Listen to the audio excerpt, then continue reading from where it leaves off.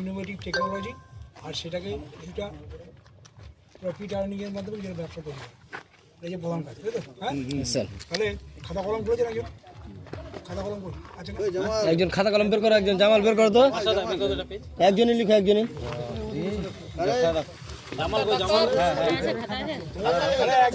বলবেন, আমি শুধু এটার উপকারিতা সম্পর্কে বলছি, ফর্মুলেশনটা। অ্যাকচুয়ালি আমাদের জমিতে এখন দিনের পর দিন তো রাসায়নিক সার দেওয়া হচ্ছে। এবার রাসায়নিক সার দেওয়ার ফলে কি হয়, জমির ফার্টিলিটি যেটা প্রোডাকশন ক্ষমতাটা সেটা আস্তে আস্তে শেষ হয়ে যায়।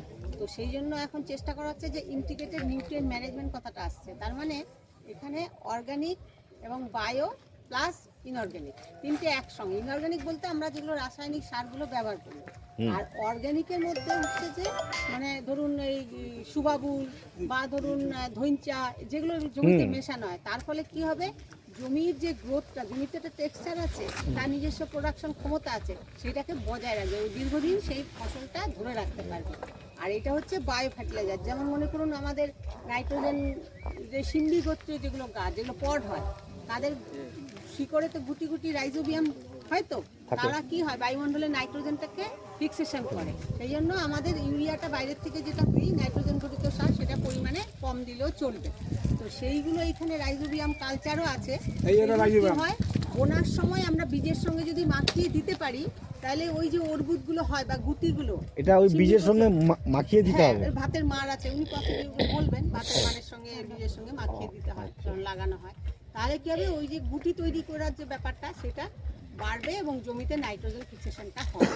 অ্যাকচুয়ালি এই বায়ো ফার্টিলাইজারের উদ্দেশ্য, এবং সেইভাবে ফসফেট সলিউবল ব্যাকটেরিয়া থাকে বিভিন্ন ধরনের, এনপিকে যে মূল সার, তো আর সালফারও আছে এর সঙ্গে, তো সেইগুলোকে আমাদের জমিতে বাড়াতে হবে।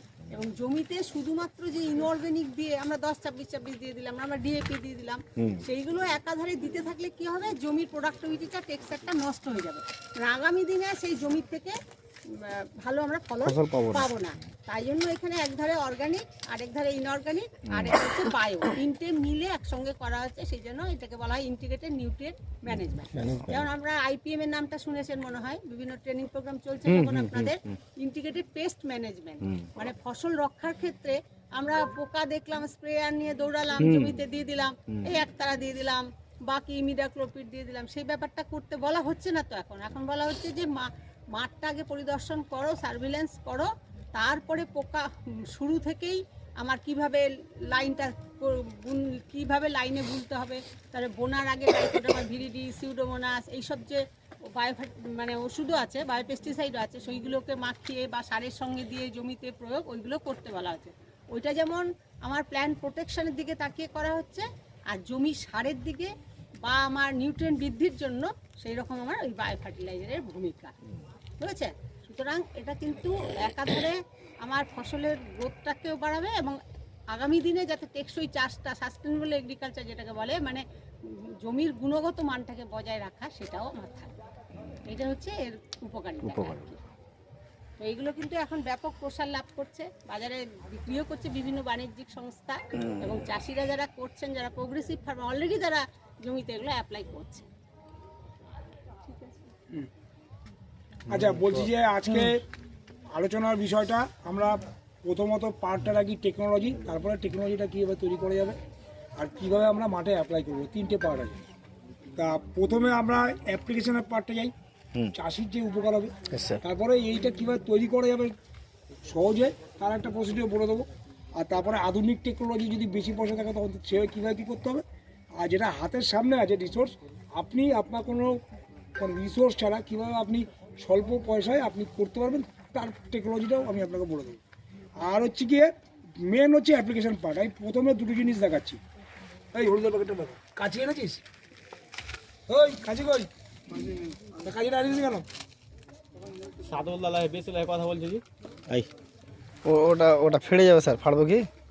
না দাও, চিনতে পারবে তুমি? না, ছিঁড়ে যাবে তো। এখানে উপর থেকে উপর দিয়ে দেখো, চিনতে পারবে। ধরে এটা ছিঁড়বে, ফোনটা ধরো। আস্তে মাছটা দাঁতে মেরে দাও। না না ওই এদিকে আমরা বলি আমাদের হলুদের ব্যবহার, ওকে? হ্যাঁ হ্যাঁ এই যে আমাদের যে বাজারে হলুদ, হ্যাঁ খাবার হলো খাবার হলুদ, খাবার হলুদ কোথায় লাগে? রান্নায় লাগে, তাই তো? রান্নায় লাগে, হ্যাঁ? হ্যাঁ। আর গাছে বাজে দিয়েছেন